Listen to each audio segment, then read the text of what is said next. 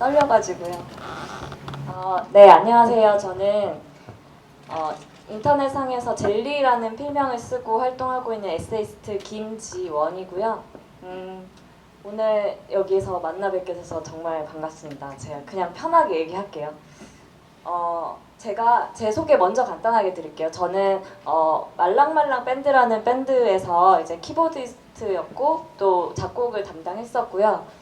해체되고 난 다음에 광고대행사에 들어가서 A로 2년간 근무를 했습니다. 그 다음에 제가 지금 하고 있는 일인데요. 저는 엔터테인먼트에 이제 소속돼서 뮤직 큐레이터로 활동을 하고 있고요.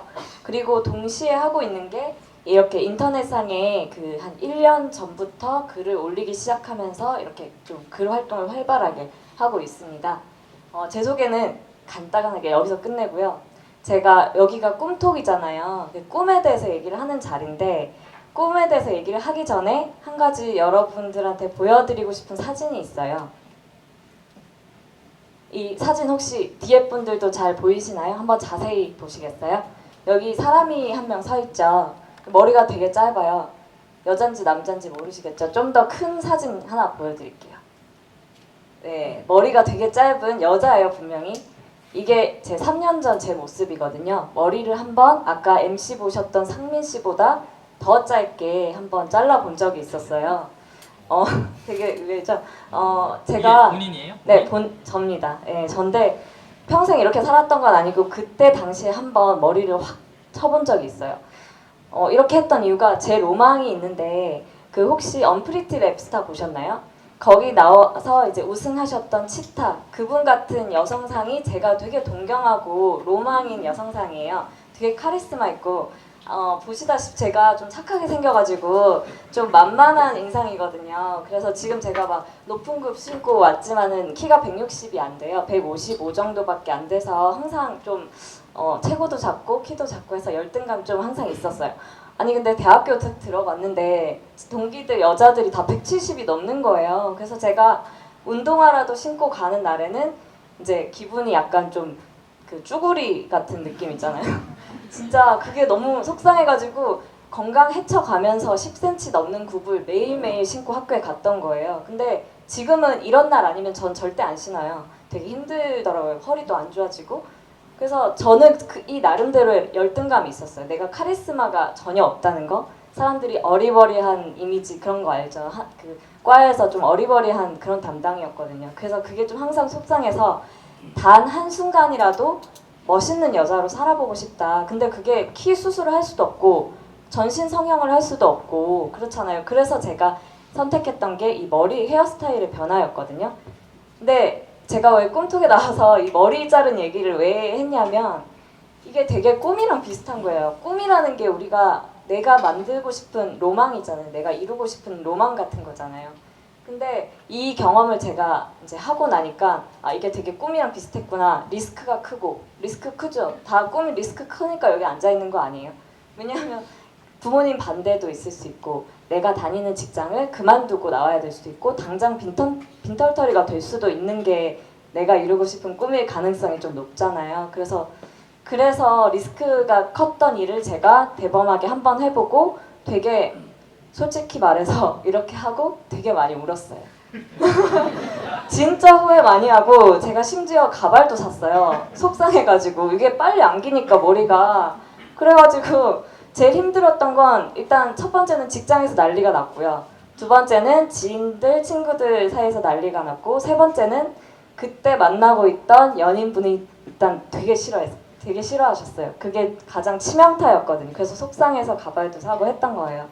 근데 지나고 보니까 전혀 후회가 안 돼요. 왜냐하면 첫 번째는 제가 생각지 못했던 이득이 좀 있었는데 그 좋아해 주실 세대가 저는 20, 30대라고 생각했거든요. 이런 머리를 하면.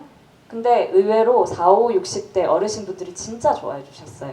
왜냐하면 그 이유를 생각해 보니까 그 사람들은 저를 이성으로 보지를 않고 젊은 청년으로 보는 거예요. 그러니까 아, 용기 있는 청년이다, 용기 있는 젊은이다, 패기 있다 이렇게 봐주시는 거예요. 그래서 점수 많이 땄어요. 회사 대표님이든 뭐 누구든. 그랬고 두 번째는 내가 이렇게 겉모습을 확 바꿨는데도 그래도 20, 30대는 일단 다 싫어했지만 그 중에 몇 명은 계속 저를 좋아해 줬어요. 아, 이 사람들이 좀 진짜 친구로 볼 수 있는 건가? 이런 생각도 했었고 세 번째는 내가 나 자신에 대해서 너무 잘 알게 됐어요. 아, 내가 나도 모르는 용기를 갖고 있던 사람이었구나. 이런 짓을 한번 해볼 수 있는 사람이구나. 이런 용기를 좀 얻었거든요. 그래서 지금 이 경험 이후로 솔직히 좀 겁이 없거든요. 겁이 많이 없어졌어요. 겁을 진짜 상실한 거죠. 그 뒤로 막 다 질러보고 막 했었어요. 성격이 조금 더 뾰족해졌던 것 같아요. 네. 이제 지금부터 제가 뭐 보여드릴 건 없고 그냥 얘기로만 할 건데요. 근데 저는 꿈이 이제 꿈에 대해서 본격적으로 얘기를 할 건데 제가 꿈이 진짜 많은 소녀였어요. 어릴 때부터. 그리고 지금도 꿈이 정말 많거든요. 제가 한번 어느 날은 작정하고 다 써봤어요. 5개가 나오더라고요. 첫 번째, 작곡가. 두 번째, 글 쓰는 작가. 세 번째, 사진 찍는 사진 작가. 네 번째, 대중문화평론가. 다섯 번째, 팝 아티스트. 일단 딱 들어도 아시겠죠? 돈 안 되는 것들이라는 거. 네, 되게 이제 문화예술 쪽에 제가 아, 예술적인 걸 되게 좋아하는구나 이런 생각을 쓰면서 많이 했어요. 근데 동시에 되게 열등감도 많았거든요. 정말 지금 이 순간에도 저는 열등감 덩어리예요. 근데 이게 어디서 항상 부딪혔냐면 혹시 그 꿈톡 홍보 컨텐츠에 보셨는지 모르겠는데 이제 좀 제가 연애를 하면서 상처를 많이 받았어요. 그게 꿈이라는 문제가 들어오는 순간 부딪히더라고. 아니 우리 엄마 아빠도 반대 안 하는데 내가 사랑하는 사람이 극단적으로 반대를 하는 거예요. 만나는 사람마다 응원을 절대 안 해주더라고요. 저는 그분을 응원을 해줬다고 생각해요. 제가 만났던 사람들을. 근데 상대는 모르겠어요. 제가 여잔데 너무 막 활발하게 활동하는 게 마음에 안 들었을 수도 있고 너무 보수적이라서 그럴 수도 있는데 어쨌든 한 번도 제대로 100% 진심 어린 응원을 받지를 못했어요. 사랑했던 사람으로부터. 그래서 이게 이상한 열등감으로 번지더라고요. 아마 여성분들, 남성분들도 좀 공감하실 텐데 만약에 헤어졌어. 헤어진 게 가치관이 안 맞고 성격이 안 맞아서 헤어진 것임에도 불구하고 이상한 열등감이 생겨요.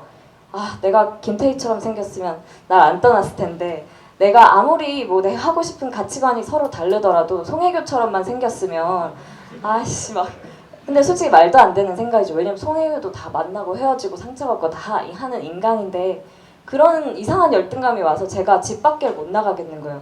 아니 꼴이 이래가지고 어디를 나가 자신이 없는 거예요. 제가 제 겉모습에 대해서 외모에 대해서 너무 그게 주눅이 들고 집 밖으로 못 나가겠고 사람 만나면 너무 막 모든 게 다 신경 쓰여서 아무것도 할 수가 없었던 시절이 있었어요.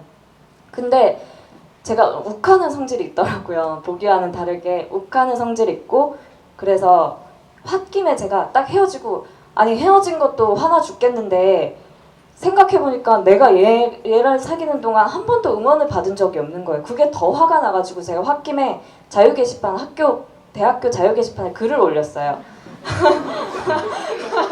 뭐라고 올렸냐면 제가 혼자 집에서 그냥 제가 아까 꿈이 작곡가가 하나 있다 그랬잖아요. 그래서 대학교 1학년 때 실용음악 학원에 들어가서 막 코드를 배웠어요. 작곡을 배웠거든요. 작곡이 배워보니까 진짜 별게 아니더라고요. 그냥 코드만 배우면 그냥 자기 감만 좀 있으면은 바로 할 수 있는 게 작곡이었어요. 그래서 노트에다가 막 몇 개 적어놓은 그 곡들이 한 몇 개 있었어요. 그래서 자유 게시판에 글 올려서 베이스 구합니다. 기타 구합니다. 드러머 구합니다. 일당 드릴 테니 아르바이트라고 생각해 주시고 딱 하루만 저를 도와주세요. 이렇게 올렸는데 금방 1시간도 안 돼서 한 동아리에서 연락이 왔어요. 그래서 그 밴드 동아리실에 제가 가서 이제 이렇게 지금 있는 것처럼 카메라를 제 카메라 진짜 디카 진짜 질 안 좋은 거 하나 놔두고 하루 종일 제 악보를 줬어요. 악보라 해봤자 오선지도 없어요. 그냥 코드랑 가사밖에 없거든요. 그거를 그 사람들 진짜 황당했을 거예요. 이게 뭐야 이러면서. 그 사람들은 프로인데 프로 앞에서 제가 한 번도 안 해본 사람이 연습 이렇게 막 시켜가지고 하루 종일 얼마나 웃겼어요. 연습해가지고 끝날 때쯤에 드디어 이제 찍었어요. 이제 동영상을 2개를 찍었거든요. 너무 행복한 거예요 진짜. 근데 제가 음향적인 지식이 하나도 없어서 드럼 소리밖에 안 들려요. 제 목소리 하나도 안 들리고 그래가지고 망했지만 제 목소리가 모기 소리처럼 그 들리게 찍은 그 UCC가 저는 너무 행복한 거예요. 막 밤에 잘 때도 막 여러 번 보고 자고 별것도 안 돼. 친구한테 보여주면 야 아니 목소리 하나도 안 들려 이렇게 하는데도 행복한 거예요. 왜냐하면 어찌됐든 노트에 있던 게 누군가에게 보여줄 수 있는 영상이 됐으니까 너무 행복한 거예요. 그랬는데 또 며칠 뒤에 자유 게시판 또 들어갔어요. 자유 게시판 자주 봤던 여자였어요. 그래가지고 들어갔는데 학교 근처에 스튜디오가 생겼다. 학생들을 위한 음악 스튜디오가 생겼으니 작곡가 모집하고 보컬 모집하고 뭐 이렇게 한다 이런 글이 올라온 거예요. 나 작곡가는 아닌데 일단 가볼까? 그래서 갔죠. 가서 거기 친구들한테 제 UCC 보여줬어요. 그래서 그냥 뽑혔어요. 왜냐하면 노래를 잘 만들어서가 아니라 뭐지 얘는? 이런 거 할 정도로 음악을 사랑하나 보다. 약간 이런 걸로 해서 뽑혔던 것 같아요. 그래서 그냥 뭐 영부영 다니고 있었는데 어느 날 이 단체에서 그걸 만든다는 그 기념 앨범을 만든다는 거예요. 그래서 이거다 기회다 막 이래가지고 그거 하려면 뭐 해야 되냐면 컴퓨터로 미디로 음악을 찍을 줄 알아야 되거든요. 어려워요. 저 기계치라서 기계를 아직도 무서워하는데 그걸 해야 그걸 할 수 있는데 일단 무조건 손들었죠.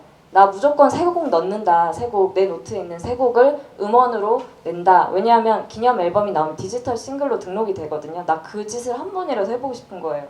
그래가지고 막 어깨 너머로 배워가면서 막 물어가면서 겨우겨우 만들었어요. 솔직히 말하면 그게 몇 년 전에 나온 건데 지금 들으면 거지 같아요 진짜. 진짜 들을 수가 없어요. 근데 그 당시엔 너무 행복한 거예요 이게. 왜냐하면 UCC 드럼 소리밖에 안 들리던 UCC에서는 어찌됐든 많이 발전한 거잖아요. 그러니까 너무 행복한 거예요 그게. 그 뒤로 뭐 밴드도 하고 이제 다 생략하고 어찌됐든 제가 지금 현재 뮤직 큐레이터로 활동할 수 있는 이유들이 다 그때부터 왔던 것 같아요. 근데 그때 저를 딱 이렇게 총매제가 아 네가 나를 차? 이러면서 아 안 그래도 하나 죽겠는데 막 그 욱하는 마음에 사실 자유 게시판에 글을 그냥 써본 거거든요. 처음으로 용기를 내봤던 거예요. 그래서 지금 생각 어떻게 보면 고맙죠. 그 제가 음악 딱 나왔을 때 전화했어요. 너 헤어지고 만든 노래 냈어 막 이러면서 막 자랑했거든요. 그러니까 이제 그래도 그 사람이 나중에 자기 미니홈피 그땐 싸이였어요. 거기 대문에 이렇게 걸어주고 이제 그렇게 훈훈하게 마무리는 됐어요. 근데 근데 제가 아까 그 곡을 노트에 썼다고 했잖아요. 가사도 썼거든요. 가사도 제 일기장에서 아 미치겠다 나 왜 이러지 뭐 이런 글밖에 없어요. 다 자폭하는 글이거든요. 그거를 좀 가사스럽게 다듬어서 이렇게 쓴 거예요. 근데 그렇게 하다 보니까 제가 어디다 썼냐면 싸이월드에 그 비공개로 다이어리에 썼거든요.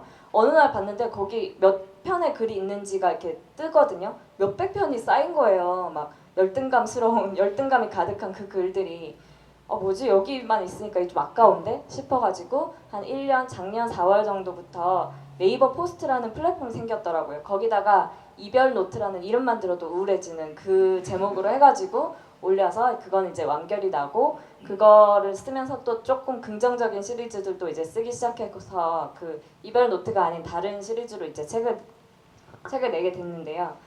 근데 어쨌든 그때도 지금 생각해보면 너무 도움이 됐던 거예요. 그 열등감들이 내가 혼자 침잠해 있었던 그 열등감들이 결국 내가 글을 쓰고 책을 내게 도와줬던 것 같아요.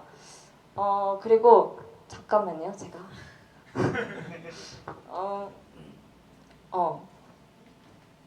그래서 제가 좀 이걸 통해서 말씀드리고 싶은 게 2가지가 있어요.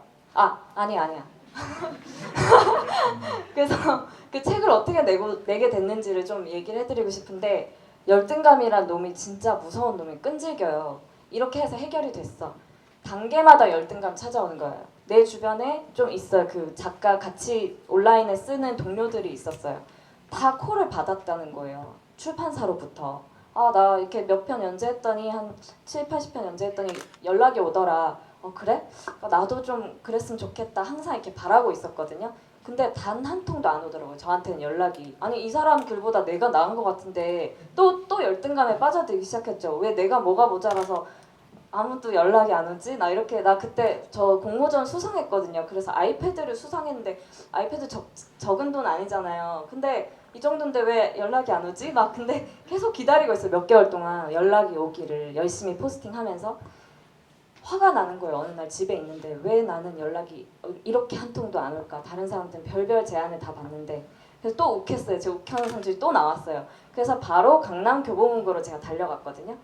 달려가서 그 매대 아시죠? 매대에 올라와 있는 책들 책 다 뒤져보면 제일 앞장이나 제일 뒷장에 출판사 이메일 주소 있는 거 아세요? 그게 8, 90%다 있어요. 그래서 그거를 거기 서서 핸드폰으로 막 찍었어요. 그 이메일 주소를. 찍는데 약간 이상한 사람 같이 보이잖아요. 책 뒤져서 자꾸 사진을 찍으니까 표절 뭐 할 수도 있는 거고. 그래서 그 눈치 보면서 찍느라고 3시간이 넘게 그 교보문고에 있었더라고요. 제가 그날 이제 아팠어요. 몸살이 났어요. 아팠는데 그날이 제 인생의 각도를 좀 변화시켜준 하루였어요. 그래서 어쨌든 다 찍어서 집에 딱 가져와서 엑셀 켜가지고 하나하나 보면서 이메일을 다 정리를 했거든요. 하고 이제 200개 이메일이 모이더라고요. 그래서 출간 기획서를 또 열심히 썼죠. 쓰고 막 며칠 동안 썼거든요. 그 출간 기획서 뭐 쓰는 법 같은 거 책도 사가지고 막 참고해가면서 열심히 써가지고 원고도 정리해서 200개의 출판사에 토요일 날 쫙 다 보냈어요. 보냈는데 일요일이 지나고 월요일이 됐는데 메일 함에 4, 50개 메일이 쌓여 있더라고요. 거절합니다. 이런 것들이 거절 엄청 많이 당했어요. 본사의 출간 방향과 맞지 않아? 뭐 이러면서 근데 거절 메일도 너무 행복한 거예요. 어쨌든 내 걸 한자라도 봤다는 거잖아요. 너무 감사했어요. 근데 월요일 하루 종일 전화기에 불이 났어요. 그날. 왜냐하면 한 15군데 출판사에서 출간 제의 관심이 있다고 연락이 오더라고요. 200곳에 보냈으니까 한 그 정도 맞겠죠? 그래서 제가 미팅을 11군데 출판사들이랑 미팅을 쭉 했고 그 중에 한 곳을 제가 선택해서 계약을 맺을 수가 있었거든요. 올해 3월에. 그래서 네. 근데 이것도 다 제 욱하는 성질에서 할 수 있었던 것 같아요. 그래서 열등감에 사실 되게 고마운 것 같고 그래서 좀 말이 길어 몇 분 남았나요? 5분 정도 남았어요. 아, 네. 첫 번째는 그 제가 그 대인관계 기피증 이런 거 오고 너무 힘들었을 때 밤에 잠을 못 자고 막 울고만 있는 거예요. 제가 너무 울고 있고 몸은 너무 피곤한데 잠은 안 들고 그 제가 네이버 막 켜가지고 네이버 검색창에다가 자살 방지 사이트 뭐 이런 걸 치고 있을 정도로 힘들었어요. 그때는 그랬는데 그때 80%나 미치겠다 죽고 싶다 이런 생각. 근데 20%의 생각이 뭐였냐면 뭐지 이거는 이런 생각이 들면서 그 수력 발전, 화력 발전 하잖아요. 무슨 발전기 같은 걸 내 머리에 딱 꽂으면 엄청난 에너지가 나올 수 있을 것 같은 거예요. 열등감 폭발이란 말 아시죠? 열폭 너무 정확한 표현인 것 같아요. 어떤 감정보다 열등감만큼 폭발력 있는 감정은 없는 것 같거든요. 그래서 열등감 폭발이 딱 맞는 말인 것 같아요. 저는. 그래서 그때 나를 이렇게 잠도 못 들게 하는 이 에너지는 도대체 뭐지? 되게 궁금했어요. 그게 열등감이었던 건데. 그래서 열등감을 마주할 때 이걸 어떻게 좀 더 승화시켜서 좀 긍정적인 에너지로 바꿀 수 있는지를 한번 고민을 해보시면 좋을 것 같고요. 두 번째는 기다리지 말란데요. 제가 출간 콜을 기다리고 있어요. 집에서 오만했던 거죠, 좀. 근데 내가 왜 보통은 기다리냐면 거절이 무서워서 기다리거든요. 내가 냈는데 다 거절 당하면 어떡하지? 뭐 어떡하지? 한데 제 경험상 10명에게 내가 먼저 손을 내밀면 꼭 한 명은 따뜻하게 잡아줘요. 9명은 거절하더라도. 그 경험을 한번 하고 나니까 앞으로는 그 뒤로 저 태도도 좀 바뀌었어요. 원래 새로운 사람을 만나면 먼저 인사를 잘 못했거든요. 근데 이제는 상민이 처음 만나면 뭐 안녕 막 친구 바로 맺고 막 이런 것들이 이제는 가능하게 됐어요. 그 경험들을 통해서. 그래서 뭐든지 절대 기다리지 않았으면 좋겠다라는 말씀을 전해드리고 싶습니다. 네, 그래서 이게 이제 제가 곧 책으로 나올 시리즈거든요. 오늘 눈물나게 좋은 순간인데 한 2-3달 정도 걸릴 것 같아요. 이제 편집이 들어가서. 그래서 나오면은 많은 사랑 부탁드리고요. 그리고 이제 제가 포스트를 쓰면서 꿈톡 6회를 혹시 보셨는지 모르겠는데 그때 나오셨던 좀 놀아본 언니라는 분이 계세요. 그분도 이제 청춘 상담가인데 그분이랑 저랑 콜라보를 하다가 저희와 비슷한 언니들 7명을 모아서 청춘 상담소 좀 놀아본 언니들이라는 팀을 만들었어요. 그래서 저희 카페가 있거든요. 그 네이버 카페에 치면 나오는데 거기에 자유롭게 익명으로 상담 받고 싶은 내용을 남겨주시면 저희가 그냥 무료로 다 해드리고 이제 올해부터는 오프라인 상담을 진행하는데 예를 들면 템플스테이 다 같이 가서 언니들이랑 하룻밤 자면서 밤새 수다도 떨고 고민도 해결하고 그런 시간 가지고 뭐 캘리 테라피 이런 것도 하고 소셜 다이닝 이런 것도 하니까 많이 찾아와서 들어와 주시고 네 그렇게 해주시길 부탁드리겠습니다. 네, 제 얘기는 여기까지였고요. 네, 저는 김지원이었습니다. 감사합니다.